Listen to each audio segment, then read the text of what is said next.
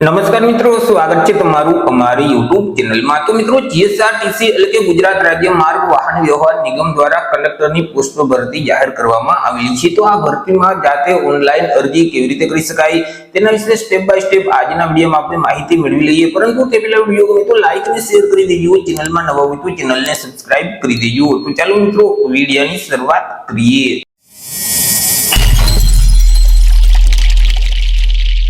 तो સૌથી પહેલા મિત્રો, તમારે તમારા મોબાઈલમાંથી અથવા તો લેપટોપ કે પીસી માંથી કોઈ પણ એક ઇન્ટરનેટ બ્રાઉઝરને ઓપન કરવાનું રહેશે અને ત્યાં સર્ચ બોક્સમાં ટાઈપ કરવાનું રહેશે ઉજાસ। હવે જેવું તમે ઉજાસ ટાઈપ કરી તમે તેને સર્ચ કરશો એટલે તમારી સામે આ મુજબની એક સ્ક્રીન છે તે ઓપન થઈ જશે કે જ્યાં ઉજાસની ઓફિશિયલ વેબસાઇટ તમને સૌથી પહેલા જોવા મળશે ujas.gujarat.gov.in। તો તે વેબસાઇટ ઉપર તમારે ક્લિક કરી દેવાનું રહેશે। વેબસાઇટ ઉપર ક્લિક કરશો એટલે જે ઉજાસનું પોર્ટલ છે તે ઓપન થઈ જશે। હવે મિત્રો, અહીં જે મેનુ આપેલ છે તેમાં જે ઓનલાઈન એપ્લિકેશનનો ઓપ્શન જોવા મળશે તેના ઉપર ક્લિક કરશો તો સબ મેનુ ઓપન થઈ જશે। તેમાં સૌથી પહેલા જે એપ્લાયનો ઓપ્શન આપેલ છે તેના ઉપર તમારે ક્લિક કરી દેવાનું રહેશે। એટલે મિત્રો, આ મુજબની એક સ્ક્રીન છે તે ઓપન થઈ જશે। અહીંથી તમારે ડિપાર્ટમેન્ટમાં જીએસઆરટીસી એટલે કે ગુજરાત રાજ્ય માર્ગ વાહન વ્યવહાર નિગમનો જે ઓપ્શન છે તેને તમારે સિલેક્ટ કરી દેવાનું રહેશે। એટલે મિત્રો, જીએસઆરટીસી દ્વારા જેટલી ભરતીમાં અરજી ફોર્મ શરૂ હશે તેનું એક લિસ્ટ ઓપન થઈ જશે। હાલ મિત્રો, અત્યારે ડ્રાઈવર અને કંડક્ટરની પોસ્ટ માટે ઓનલાઈન અરજી ફોર્મ છે તે શરૂ કરવામાં આવેલા છે। 5/7/2026 સુધી તમે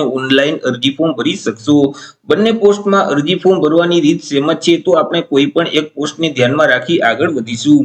હવે તમારે જે તે પોસ્ટનું નોટિફિકેશન જો ડાઉનલોડ કરવું હોય તો તેના નામની સામે અહીં જે ડિટેલનો ઓપ્શન આપેલ છે તેના ઉપર ક્લિક કરશો તો નોટિફિકેશનની પીડીએફ ફાઇલ છે તે તમારા ડિવાઇસમાં ડાઉનલોડ થઈ જશે।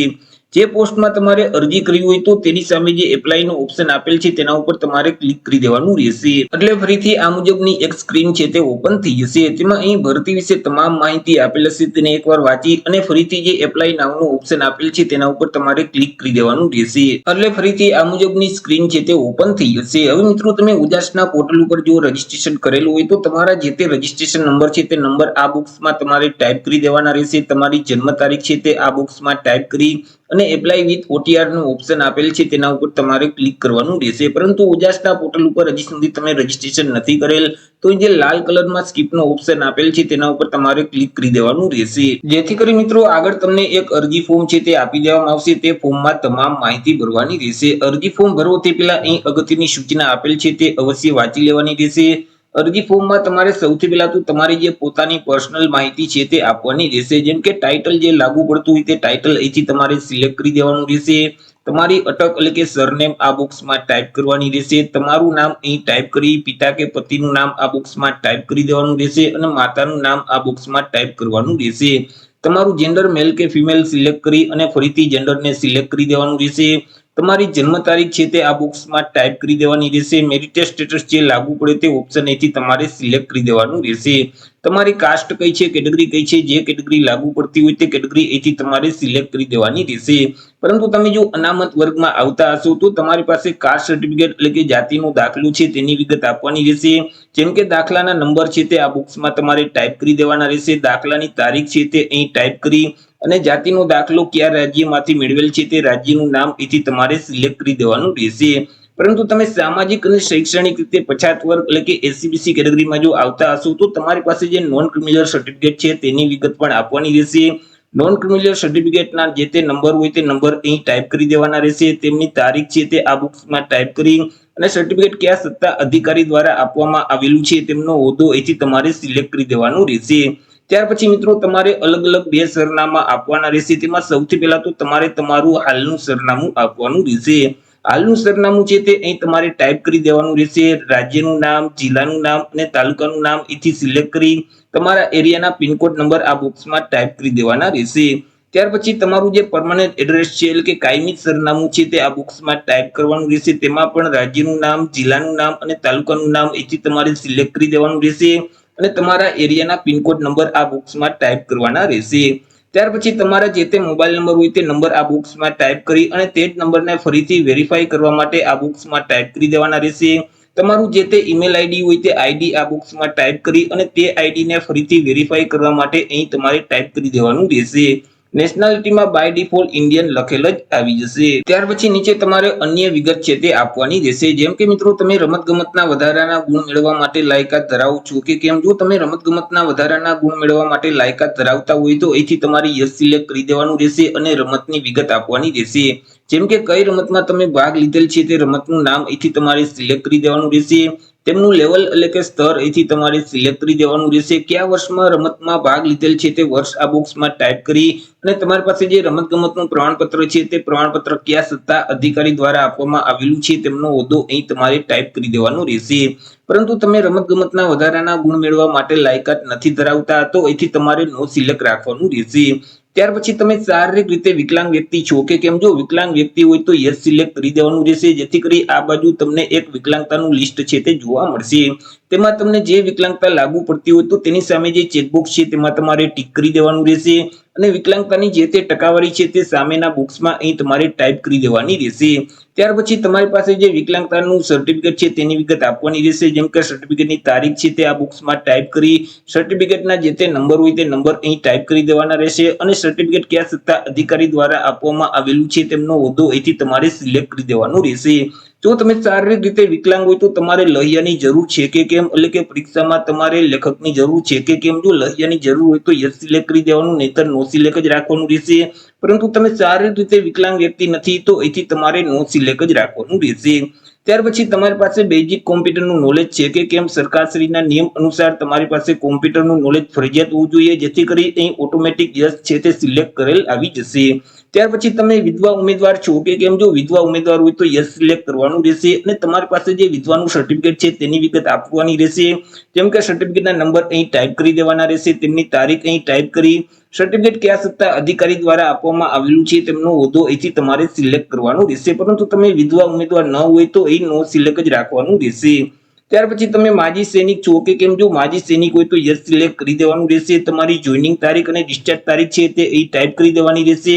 ત્યાર પછી તમારી પાસે જે માજી સૈનિકનું આઈ કાર્ડ છે તે આઈ કાર્ડના નંબર અહીં ટાઈપ કરી અને આઈ કાર્ડ કયા સત્તા અધિકારી દ્વારા આપવામાં આવેલું છે તેમનો હોદ્દો અહીંથી સિલેક્ટ કરવાનો રહેશે। પરંતુ તમે માજી સૈનિક ન હોય તો અહીં તમારે નો સિલેક્ટ જ રાખવાનું રહેશે। ત્યાર પછી તમે સરકારી કે અર્ધ સરકારી જે તે સંસ્થા છે અથવા તો કોઈ પણ બોર્ડ કે કોર્પોરેશન છે અથવા તો ગુજરાત રાજ્ય માર્ગ વાહન વ્યવહાર નિગમ છે તેમાં તમે સરકારી કર્મચારી તરીકે ફરજ બજાવો છો કે કેમ। જો તમે સરકારી કર્મચારી તરીકે ફરજ બજાવતા હોય તો યસ સિલેક્ટ કરી દેવાનું રહેશે, ડિપાર્ટમેન્ટનું નામ અહીં તમારે ટાઈપ કરી દેવાનું રહેશે અને તમારી જે જોઈનિંગ તારીખ છે તે તારીખ અહીં ટાઈપ કરવાની રહેશે।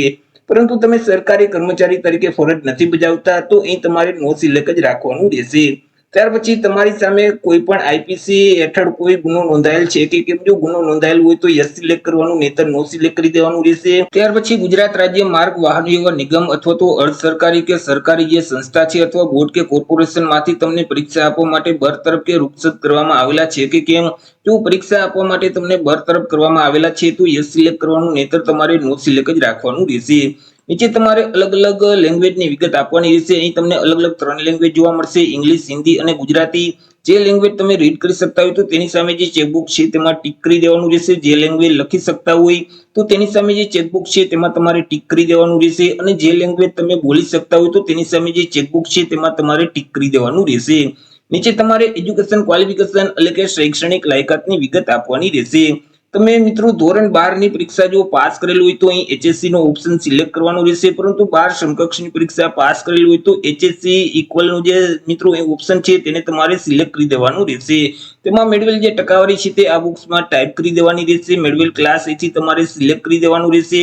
ત્યાર પછી બોર્ડનું નામ આ બોક્સમાં ટાઈપ કરી રાજ્યનું નામ ટાઈપ કરી દેવાનું રહેશે, પાસિંગ યર અહીં ટાઈપ કરી ટોટલ ટ્રાય નંબર અહીં ટાઈપ કરી દેવાના રહેશે અને છેલ્લી એક્ઝામ તમે જે પાસ કરેલ છે તેમના સીટ નંબર અહીં ટાઈપ કરવાના રહેશે।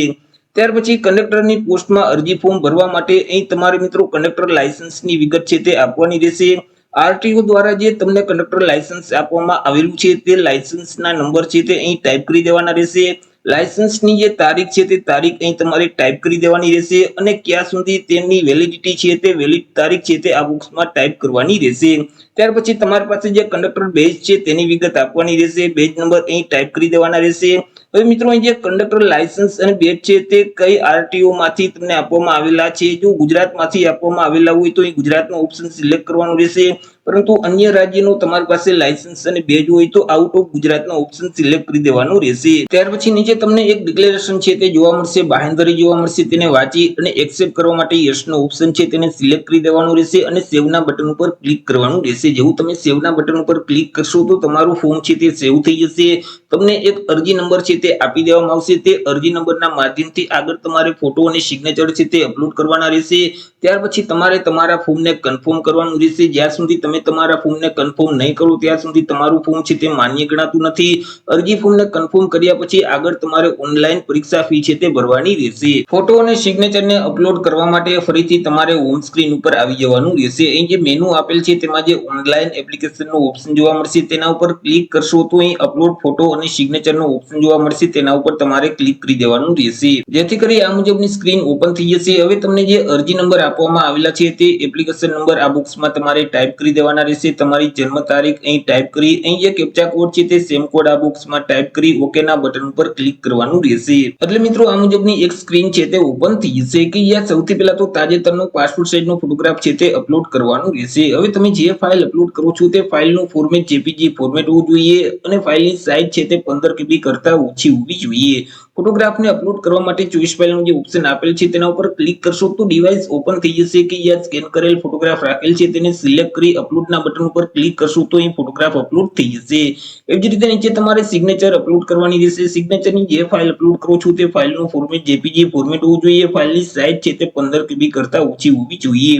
ચોઈસ ફાઇલના ઓપ્શન ઉપર ક્લિક કરી સિગ્નેચરની ફાઇલને સિલેક્ટ કરી અપલોડના બટન ઉપર ક્લિક કરશો તો અહીં સિગ્નેચર અપલોડ થઈ જશે। ફોટો અને સિગ્નેચરને અપલોડ કર્યા પછી આગળ તમારે તમારા ફોર્મને કન્ફર્મ કરવાનું રહેશે। અરજી ફોર્મ કન્ફર્મ કરવા માટે ફરીથી હોમ સ્ક્રીન ઉપર આવી ઓનલાઈન એપ્લિકેશનનો જે ઓપ્શન છે તેના ઉપર ક્લિક કરશો તો સબ મેનુમાં કન્ફર્મનો ઓપ્શન જોવા મળશે, તેના ઉપર તમારે ક્લિક કરી દેવાનું રહેશે, જેથી કરી ફરીથી આ મુજબની સ્ક્રીન છે તે ઓપન થઈ જશે। તમને જે અરજી નંબર આપવામાં આવેલા છે તે અરજી નંબર ફરીથી અહીં ટાઈપ કરી દેવાના રહેશે। તમારી જન્મ તારીખ અહીં ટાઈપ કરી અહીં જે કેપ્ચા કોડ છે તે સેમ કોડ આ બોક્સમાં ટાઈપ કરી ઓકે ના બટન ઉપર ક્લિક કરી દેવાનું રહેશે। જેવું તમે ઓકે ના બટન ઉપર ક્લિક કરશો એટલે નીચે આ મુજબની સ્ક્રીન ઓપન થઈ જશે। તેમાં તમામ માહિતી તમારે એકવાર ચેક કરી લેવાની રહેશે। ત્યાર પછી અહીં જે કન્ફર્મ એપ્લિકેશનનો ઓપ્શન આપેલ છે તેના ઉપર ક્લિક કરી અને તમારે તમારા ફોર્મને કન્ફર્મ કરી દેવાનું રહેશે।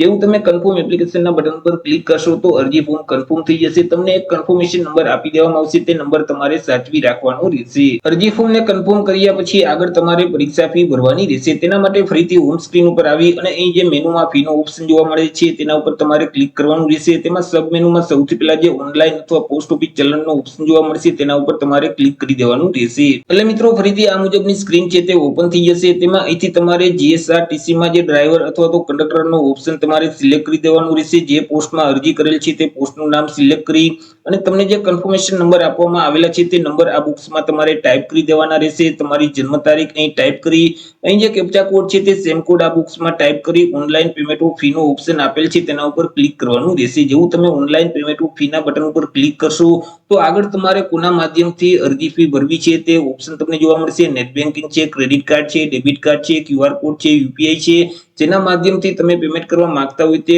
ઓપ્શન સિલેક્ટ કરી કાર્ડ કે બેંકની વિગત ફિલ કરી મેક પેમેન્ટના બટન પર ક્લિક કરશો તો તમારી ફી છે તે ઓનલાઈન ભરાઈ જશે। ઓનલાઈન ફી ભરાઈ ગયા પછી તેની રિસિપ્ટ જો તમે ડાઉનલોડ કરવા માંગતા હોય તો અહીં ઓનલાઈન પેમેન્ટ રિસિપ્ટનો ઓપ્શન જોવા મળશે, તેના ઉપર ક્લિક કરશો તો રિસિપ્ટની પીડીએફ ફાઇલ તમારા ડિવાઇસમાં ડાઉનલોડ થઈ જશે।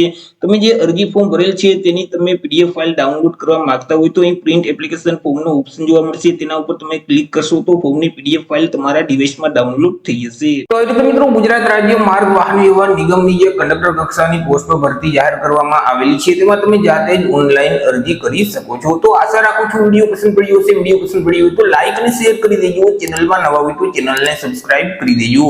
ફરી મળીશું એક નવા ટોપિક સાથે એક નવા જ વિડીયોમાં। ત્યાં સુધી જય હિન્દ, વંદે માતરમ।